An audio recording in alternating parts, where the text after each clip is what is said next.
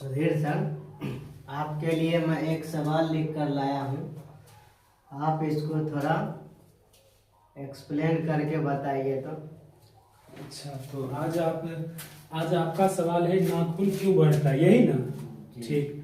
तो लगता है वीडियो सर जी भी मेरा वीडियो देखता है, और एक आप है जो आप लोग वीडियो ही मेरा नहीं देखते। अगर आपके भी मन में कोई सवाल हो किसी भी तरह का तो कमेंट सेक्शन में जरूर लिखें, और मैं कोशिश करूंगा कि उस सवाल को आसान भाषा में उदाहरण के साथ आपको समझा सकूं। आइए सबसे पहले आज बिंदु सर जी के जो सवाल है उसको क्लियर करते हैं। पहला सवाल है नाखून क्यों बढ़ता है। तो नाखून का बढ़ना एक प्राकृतिक और सहज प्रक्रिया है जो हमारे शरीर के अंदर नवीकरण को दर्शाता है, जिससे कि हमें ये पता चलता है कि हमारे शरीर के अंदर रोज कुछ ना कुछ नई नई जो है चीजें बन रहा है। तो मुझे लगता है कि पहला सवाल क्लियर हो गया है कि नाखून क्यों बढ़ता है। नाखून का बढ़ना सिंपल सा भाषा में समझिए, ये एक सहज प्रक्रिया है जो हमारे अंदर जो है हमेशा होते रहता है। अब अगर हम वैज्ञानिक कारण की बात करें कि वैज्ञानिक कारण क्या है नाखून के बढ़ने का पीछे, तो इसका वैज्ञानिक कारण ये है कि हमारे शरीर के अंदर जो है हमारे नाखून के निचले वाले हिस्से में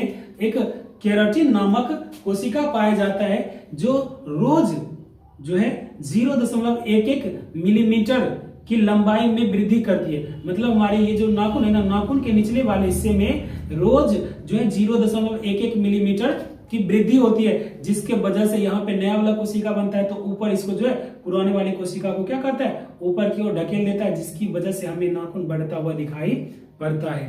ठीक है, तो हमारा जो नाखून है वो किस पदार्थ से बना है, तो ये केराटिन नामक प्रोटीन से बना है, और इसी प्रोटीन से हमारा बाल भी बना हुआ है, जिसकी वजह से हमारा बाल भी बार बार क्या होता है, बढ़ते रहता है, और हम बाल को कटवाते रहते हैं। मुझे लगता है कि आपको इसका वैज्ञानिक कारण भी समझ में आ गया। अगर हम इसके नाखून का इतिहास की बात करें कि आखिर नाखून का जरूरत ही क्यों पड़ा, नाखून क्यों हमारे किस काम में आता है, तो मैं आपको बता देना चाहता हूँ कि नाखून का जो इतिहास है वो आदि काल में जब मनुष्य के पास किसी भी प्रकार का हथियार नहीं था, तो उस समय नाखून ही उसका हथियार औजार हुआ करता था, जिसकी मदद से वो किसी भी चीज को चीरता था, फाड़ता था, और यहां तक कि अपनी सुरक्षा भी करता था दूसरे जानवरों से।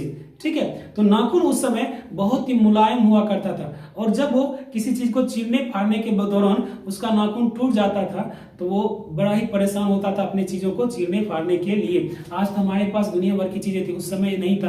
तो प्रकृति ने इस बात को समझा और तब जाकर के उसने नाखून को पहले तो मजबूत बनाया, दूसरी बात वो ये कि वो तेजी से बढ़ने के लिए बनाया, ताकि जिस इंसान का जो है नाखून टूट जाए, नाखून अति हो जाए, ठीक है, तो उसका नाखून उसके स्थान पर दोबारा जल्दी से नाखून आ सके।